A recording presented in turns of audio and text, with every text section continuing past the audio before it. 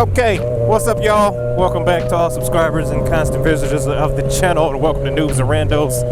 And if you're just checking me out for the first time, go ahead and check out my video for my unboxing of the Insta360 One R Toy Edition. I'm going to put the link right there. And if you are a subscriber and a constant visitor, you're probably asking yourself, didn't this fool just lose a 360 on the freeway and now he got another one? People in their cars. And the answer to your question, of course, would be yes. This fool did lose a 360 on the freeway, and I bought another one. Unfortunately, I lost my last Insta360 before I was able to make this review video, which is the topic that I'm supposed to be on and not this. But I had to do this now because I bought a new 360, and then someone else bought one using my affiliate code. So I have to give them their proper recognition. So whoever bought it, either a YouTube subscriber or an Instagram follower, either one of those scenarios, customer or transaction number, that I really appreciate it because you are my first legit customer or sale or whatever I've done under this affiliate program. Technically, I was the first because I bought another one, but they got a summer sale going on right now, so Insta360 is actually dropping tons of prices, giving good discounts, and they're giving away goodies along with the product. So I was like, you know what? I'm gonna go ahead and grab me another one. Was it a waste of money? Did I lose the money? Yes, and it was a stupid purchase because I should adult, but sometimes I just don't want it. So yes, I wasted money and I bought me another 360, but it was so awesome when I had it that I had to get another one, and then now I got to put out this review video, so I'm gonna go ahead and get to the meat and taters. It's an awesome camera. I just want the person who bought it to know what they got into and not feel like they bought something and it's gonna suck eventually or later on.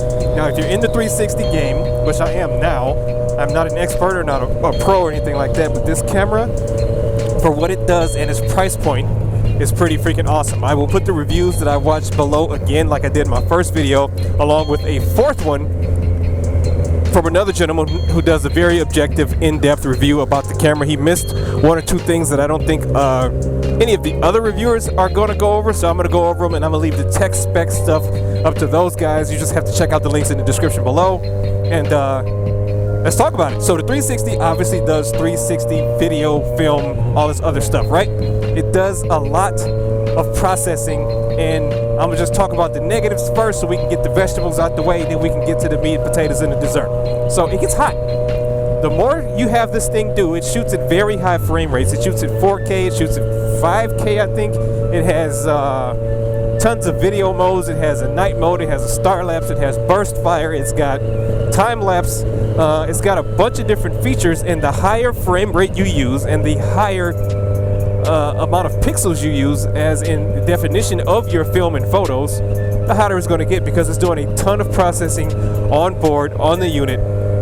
And while it's in 360 mode, mind you, I'm not speaking about the 4K module, which I still have from my last camera, I just haven't used yet because I just switched to the GoPro. Anywho, the camera does a lot of processing on the back end and in motion. As you're recording video, it is stitching your 360 video together and, of course, placing it on your SD card. All concurrently, and it's kicking out a lot of heat. So if you are, my GPS is talking to me, sorry. If you are wondering about its heat, it gets just as hot as the GoPro 6, which I have. I can't compare it to a 7 or Black because I don't have either one of those, but the GoPro I used to get mad at all the time because of its heat issues. Other than that, the firmware updates that they just pushed out, which is I'm going to get to later, is said to try to remedy some of those heat issues by giving it some type of modulation. I'm not sure what it actually did. I did not read the release notes on that firmware or software update. Now, it has now been a day or two since I got it, and I completely changed my rig, my whole setup. I mentioned it in another video, but stick around for a little bit longer and I'll give you the full rundown of what my new setup is. But the 360 does everything that I needed to do. The favorite thing about this camera is not the camera itself. I have not dealt with customer service because I have not had any customer service issues.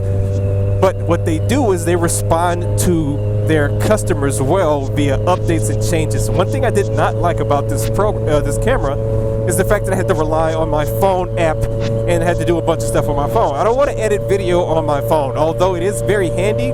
You have to have a 2-year or newer phone in order to edit videos, and I have one of those, of course, but not everybody does, and you don't want to have to go out and buy a new phone or struggle with the fact that your phone's too slow to update videos on the from the Insta360 One R. Of course, you can transfer those videos from the 360 to your phone via Wi-Fi or Bluetooth if you have an iPhone, and that's another thing I did not really enjoy, the fact that I cannot connect to the 360 via Bluetooth from my Samsung, but you can do it, I believe, from an iPhone. I do not have experience with an iPhone, so you're just gonna have to try it out on your own if you have one.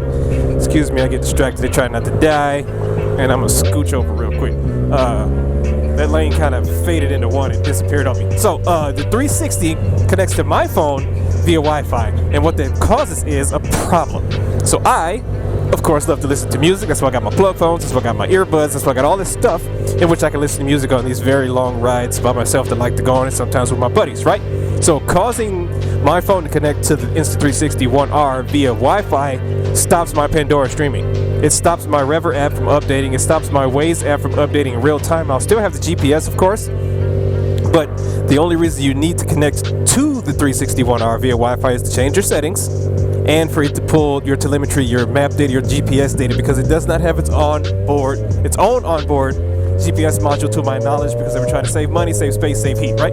So you have to use your phone's GPS, and what that does is it causes my phone to go into a loop mode where it says, hey, your internet's unstable, would you like to remain connected to this connection? And I, of course, check yes, because I want to get the telemetry data, but then I don't get to listen to my music, which that's no bueno for me. I need the bueno. I need my music. I have to have it.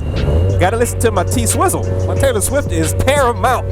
So, while I was doing this, I discovered on my phone, and I will show you, of course, in the video, how to make your phone, if you have a Samsung, especially an S10, swap between a 3G data connection and your data connection, and it will allow you to pick certain apps that will always use 3G data or 4G data or LTE data anytime you're connected to an unstable Wi-Fi connection. Therefore, I can listen to my music and use the Insta360, pull my telemetry data all at the same time. It was very easy. I'll, of course, pull it up, and you should be good to go. Now that we've discussed that and beat that to death, the 360 has been updated, but the software on your local computer is where I am loving this even more now. When I first got the camera, it didn't have nearly what I needed on the software app on the computer, right? So the phone app is what they based all of their technology on, is what they based all of their, marketing on, because so many people spend so much time on their phone, and I don't want to edit on my phone, like I said before. I want to spend my time ignoring phone calls, posting pics to Tonnet and Instagram,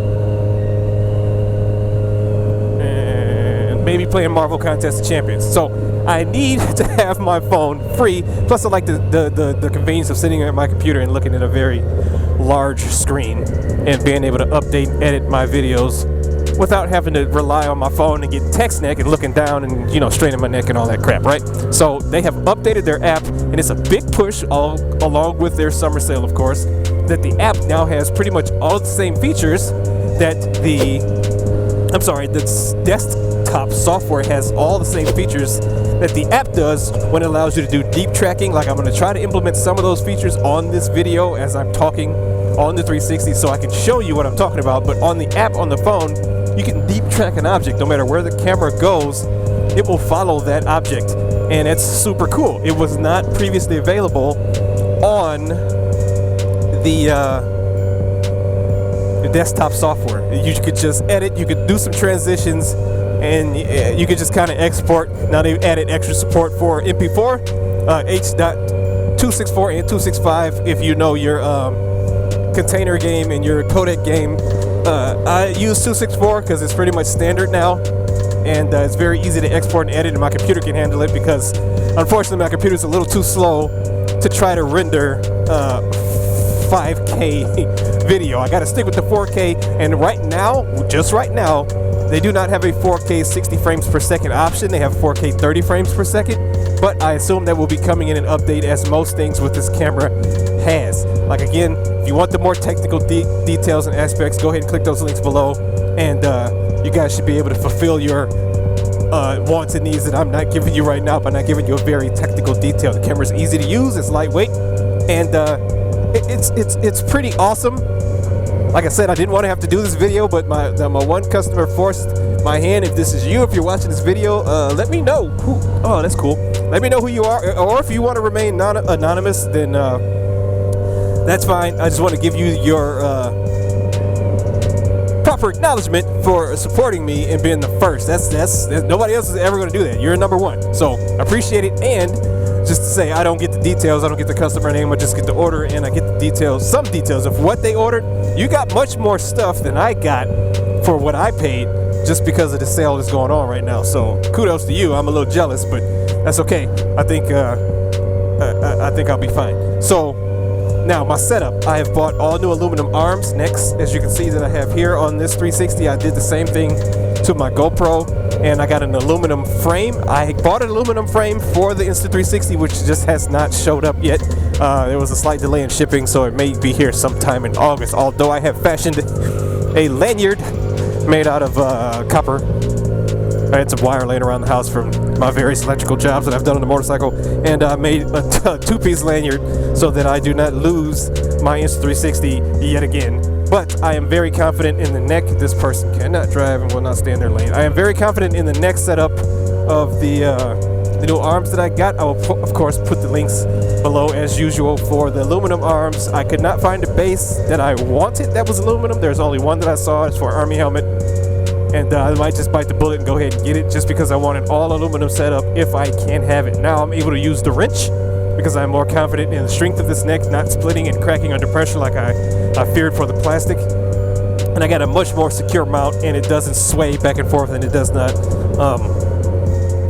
tilt. So I was always complaining about how smooth the surfaces are between the arms, between the necks, between every part of the GoPro, every part of the 360, and in the frame itself, everything's smooth.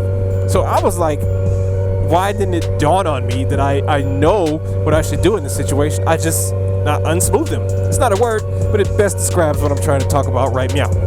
I took my file, which not a lot of people have, but if you have a file, go ahead and use it. You can use any type of abrasive material, sandpaper, whatever, and I marred up all the surfaces, all of them.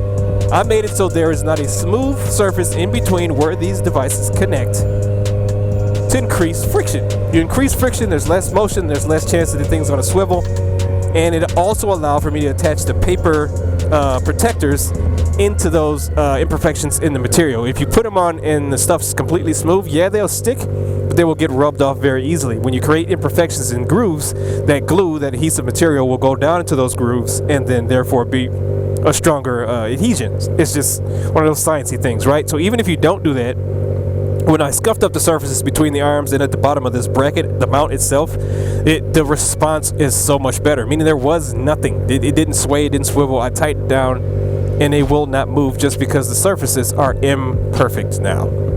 So hopefully I got all of that out. Like I said, this is a rushed video, but I had to hurry up and get it out there because I am so happy somebody bought something, and two, I wanted to tell you, personally, thank you, and I appreciate it, whoever you are, and it's super cool. I do suggest you get larger than the, ooh, Jesus.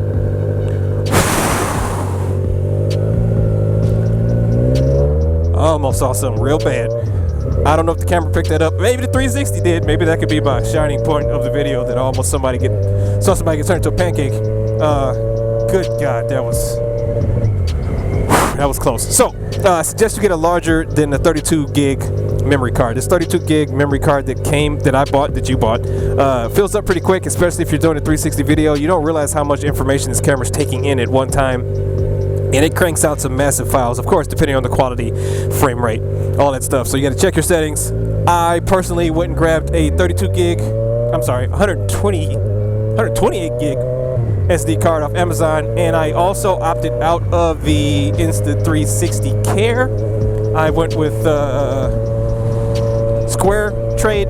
Nothing against Insta360 Care, it's exactly the same price, but they only give you a year, where Square Trade will give you 2 for pretty much the same price per year. So it's still, I paid about $100, but I got, scuff, damage, dent, not working. Same thing the Insta360 Care would give you, but with the Square Trade.